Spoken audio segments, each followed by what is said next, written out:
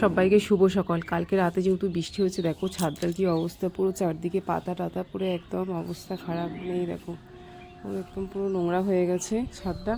আর কিন্তু নোংরা হলেও আমার যেখানে গাছগুলো রয়েছে, গাছগুলো কিন্তু একদম সুন্দর হয়ে গেছে একদম। দেখো তো তাদের যেন একদম প্রাণ ফিরে পেয়েছে। এখানে লঙ্কা গাছগুলো দেখো, অনেকগুলো লঙ্কা তোলা হয়ে গেছে, এখনও কিছু লঙ্কা রয়েছে।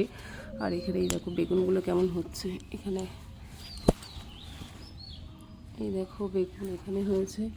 আর মানে প্রত্যেকটা গাছেই ধরো কম বেশি করে বেগুন হয়েই আছে। আর এখন যে এই টমেটোর যে গাছগুলো রয়েছে, অনেক বেশি টমেটো ধরেছে এর মধ্যে। আর তার জন্য না মাথাটা ভারী হয়ে গেছে, আর ঝড় দিয়েছে তার জন্য গাছটা না অনেকটা হেলে গিয়েছিলো। সেই কারণে একটা দড়ি দিয়ে ভালো করে বেঁধেছি।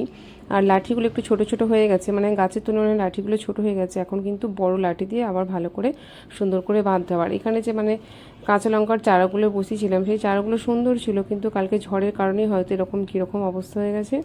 দেখা যাক ওদেরকে বাঁচাতে পারি না কি। আর গাছে না প্রচুর পরিমাণে টমেটো ধরেছে, মানে এত টমেটো ধরেছে, এখনও একটাও সেরকমভাবে পাকেনি, কিন্তু অসংখ্য টমেটো ধরেছে। মানে এখানে আমার 4টে গাছ রয়েছে, দুটো দুটো করে। এখানে কমসে কম মানে 100 মতো টমেটো হবে। যে বিনস গাছটা দেখাচ্ছিলাম না, এইরকম বিনস গাছটাও কীরকমভাবে হেলে গেছে, মানে এর গোড়াতে এখন মাটি দিতে হবে, গোড়া পুরো আলগা হয়ে গেছে, কিন্তু এতে ফুল হয়েছে। আর দেখো ছোটো ছোটো কেমন বিনস ধরেছে, এখানে রয়েছে। আবার এই দেখো এখানে একটা বড় মতো বিনস হয়ে গেছে, ভালো লাগছে না দেখতে।